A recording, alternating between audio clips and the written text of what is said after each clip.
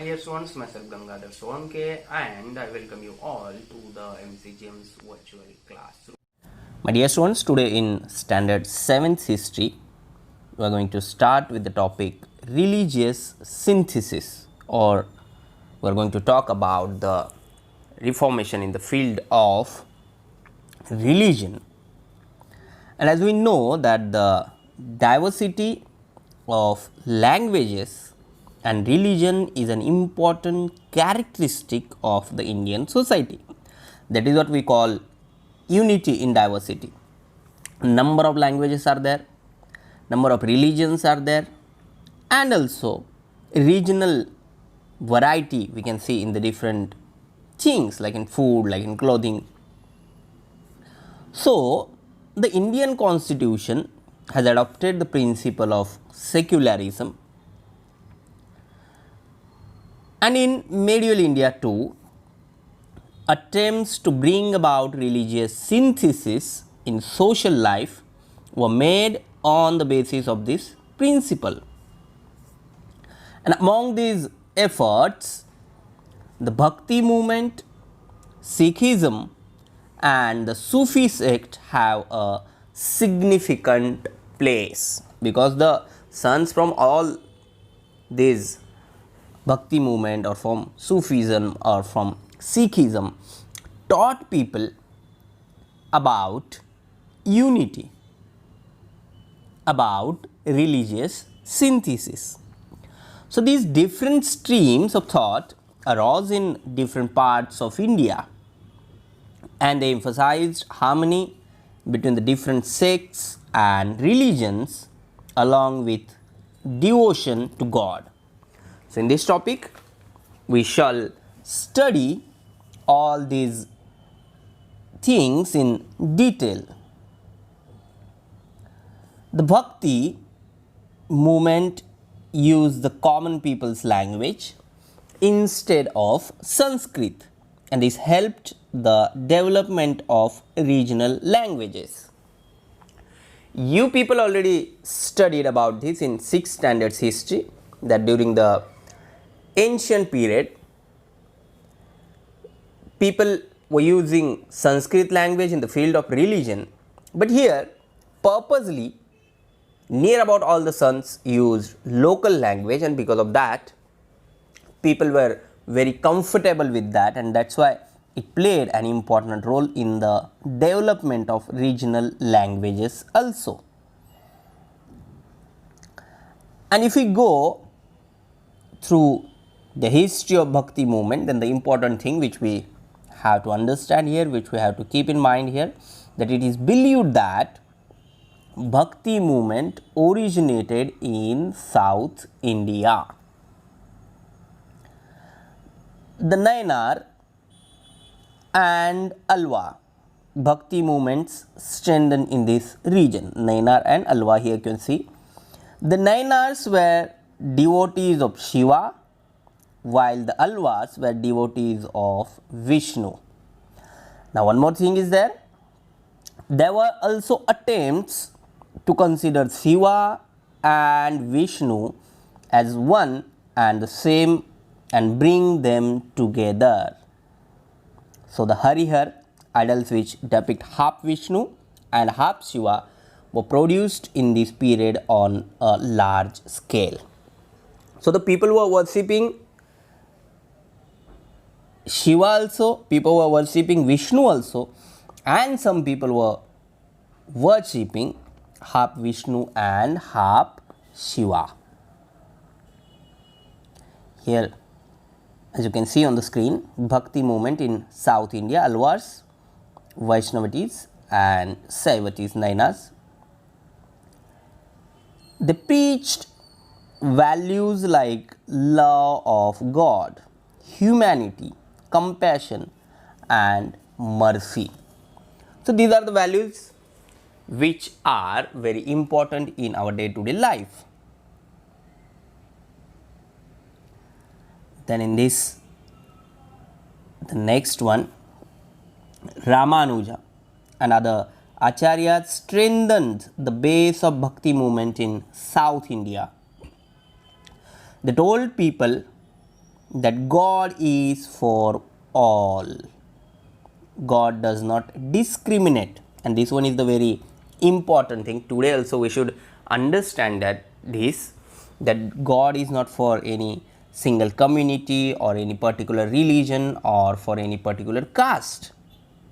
God belongs to all, or it is for all, and God does not discriminate. So the teachings of Ramanuj had a great impact in North India also. Then the next to South India, Sant Ramanand strengthened the Bhakti movement in North India, and in this the very important name of Sant Kabir, who is a well-known Sant in the Bhakti movement, and Kabira's Dohe very famous. He did not attach any importance to places of pilgrimage, vratas or idol worship. Again I am repeating this. Today also these things are very important. ज़रूरी नहीं है कि भगवान की पूजा करने के लिए, उन्हें मानने के लिए किसी एक पर्टिकुलर जगह पे ही जाना चाहिए, कोई व्रत रखना चाहिए या फिर किसी एक पर्टिकुलर तरह की वर्शिप हमें करनी चाहिए. For him truth was God. For Sant Kabir, truth was God. He taught that all human beings are equal. There should no any kind of discrimination on the basis of caste, religion or rich and poor. He did not believe in any differences based on caste, creed, sect and religion. He wanted to bring about Hindu-Muslim unity. He criticized the extremely orthodox people in both Hindu and Muslim religion in strong terms. So if we want unity in between any 2 or 3 or 4 religion, then it is very important to have people like this in the all religions. Then the next thing, in Bengal, Chaitanya Mahaprabhu underlined the importance of Krishna Bhakti, and due to his teachings, people joined the Bhakti movement in transcending the boundaries of caste and creed. Then under his influence, Shankardev spread the Bhakti movement in Assam here. Narsi Mehta was a renowned Vaishnava Sant in Gujarat. He was an ardent devotee of Krishna. Again, in the medieval period, these all the sants worshipped Krishna. He gave the message of equality. He is known as the first poet of Gujarati language. Narsi Mehta, first poet of Gujarati language. Then the next thing, next Sant, Sant Mirabai. You may heard about Sant Mirabai through bhajanas. Sant Mirabai stressed the importance of devotion to Krishna, and she belonged to royal family of Mewad. She renounced all pleasure of the royal family and immersed herself in devotion to Krishna. She composed devotional verses in Rajasthani and in Gujarati language. The same thing, her devotional verses give the message of devotion, tolerance and humanity. Now here, one thing which is very important to understand, that each and every Sant of medieval period or every Sant anytime always talk about the humanity, talk about the tolerance, talk about the humanity, and these are the very important things for the society, for the betterment of human being. Sant Sena was a great Sant. he gave the message of equality and humanity. Sant Rohidas also was a great Sant, and Surdas, a great poet of Hindi, composed the poetic work Sur Sagar. Devotion to Krishna is the subject of his work, and these compositions are available today also. You people can go through these compositions to understand the exact thought process of all these sants. The verses on Krishna Bhakti composed by Muslim Sant Ruskin are melodious. Ramcharitmanas of Sant Tulsidas is a beautiful composition expressing devotion to Rama. It expresses devotion towards Ram. Next thing, in Karnataka, here one thing, we are talking about different regions of our country. हम अलग अलग जगह की बात कर रहे हैं, किस तरह से भक्ति मूवमेंट स्टार्ट हुई और अलग अलग जगहों पे किस संत ने उसे स्टार्ट किया, आगे बढ़ाया और लोगों तक वो पहुँचे वहाँ की रीजनल लोकल लैंग्वेज लेके. So in this if we talk about the Karnataka, the name of Mahatma Bashveshwar, who spread the Lingayat stream of thought. He opposed the caste system and stressed the dignity of labor, that is, the work is God. Like for Sant Kabir, truth is God. Here for Mahatma Bashveshwar, work is worship, we can say. Kai Kave Kailas, that is his well known saying, which means work is Kailas or work is worship. He encouraged women's participation in his movement. Men and women belonging to all castes began to participate in the religious discussions conducted in the hall Anubhava Mantapa. Here you can see women and people from different castes. Sri Bashveshwar conveyed his teachings in the language of the people, that is in Kannada, through the medium of Vachan, which is the form of literature. His work had a great impact on society. His followers have composed their work in Marathi also. And if we talk about the other sons of Lingayat stream, of these compositions, Parmarsh, composed by Manmat Swami, is very well known. Great Sant in Karnataka include Pump, Purandardas and others. They composed many devotional verses in Kannada. And in this, the Param Rahasya of the Manmat Swami is very famous or very well known. Mahanubhav Panth. In the 13th century, Chakradhar Swami, who founded the Mahanubhav Panth in Maharashtra. Sri Govind Prabhu was the guru of Chakradhar Swami. The followers of Chakradhar Swami included men and women belonging to all castes and creeds. So, by this, one thing we can understand that about the Bhakti movement of medieval period, there was no any kind of discrimination among the men and women and is of caste or religion. He supposed to all men and women equal.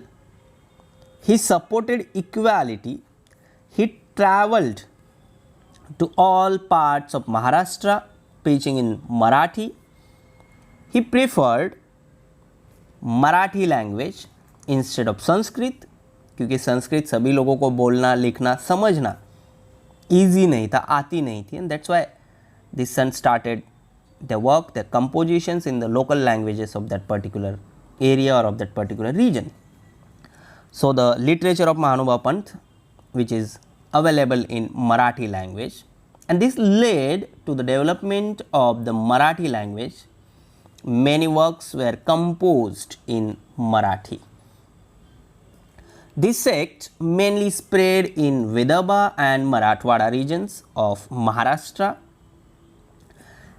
Riddhipur in Vidarbha, which is an important place for people of this sect, and this sect had reached up to far away regions like the Punjab and Afghanistan also. So by this we can understand the reach of महानुभाव पंथा. सिर्फ पंजाब में नहीं तो अफ़गानिस्तान तक ये चला गया था, वहाँ तक इनके विचार पहुँच गए थे, इनके जो लोग थे वो पहुँच गए थे of this stream. Now the next one, Guru Nanak, who was the founder of Sikhism and the first Guru of Sikhs. His work has to be mentioned as a great attempt at religious synthesis. Again and again, one thing about these all Bhakti movements or all about the Sants is that they talked about the humanity, they talked about the equality, and same here about the Guru Nanak also. He visited the holy places of both Hindus and Muslims. He had also visited Makkah. He realized that the feeling of devotion is common everywhere, and for that he had to visit all the holy places of different religions. तब जाके उन्हें पता चला कि सबकी जो method है devotion की इज कॉमन, एक ही है, कुछ अलग इसमें नहीं है. And he thought that all persons should be treated equally, and he put forward that in front of the people. He taught that all persons should be treated equally. There should be no any kind of discrimination on the basis of any kind. His teachings aimed at achieving Hindu-Muslim unity and chaste behavior. Many people were influenced by the teachings of Guru Nanak. The number of his followers increased day by day. The followers of Guru Nanak are known as Sikhs, that is Sishets, which means disciples. The Adi Granth, also known as the Guru Granth Sahib, which is holy book of Sikh community or Sikh religion, we can say. The Adi Granth includes compositions by Guru Nanak, Sant Namdev, Sant Kabir and other sants. Guru Nanak was succeeded by 9 Gurus of the Sikhs. Guru Gobind Singh was the 10th Guru of the Sikhs, and after Guru Gobind Singh, Sikhs regard the Guru Granth Sahib as their Guru as per the orders of Guru Gobind Singh. And now the last, the Sufi Sect. This is a sect in Islam, and the Sufi saints believe that God is full of love and the only way to reach Him is through love and devotion. If you wanted to reach God, then you have to think about it, and it is very important to follow the love and not to discriminate among the people. The main teachings are love for all living beings, meditation and simple living. Love for all, meditation and simple living. Now, if we talk about the Sufi people, then in this the name of Khwaja Moinuddin Chishti, Sheikh Nizamuddin Aulia were great Sufi. The teachings of Sufi saints led to unity in the Hindu and Muslim communities. And one more very important thing about the Sufi sect, Sufi music, which is world famous, has made valuable contribution to Indian music. The path of Bhakti taught by the Sants was easy to follow for the common people. One thing, the Bhakti movement was open to all men and women. Second important thing, the Sants expressed their thoughts in the languages of the people. Third important thing, the common people found them close to their heart. Why? Because there was their local language or their language. The Bhakti movement has contributed greatly to the making of the Indian culture.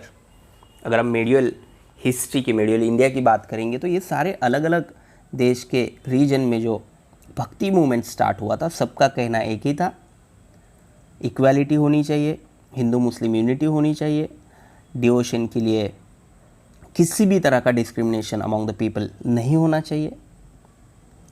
And all these things greatly contributed in the Indian culture. So, now today we are going to stop here only, but in the next session of social study we will talk about the Maharashtra before the times of Shivaji Maharaj. Subscribe the channel and press bell icon to get notifications. So, my dear students, this is all for today. Thank you very much. Stay home, stay safe, take care.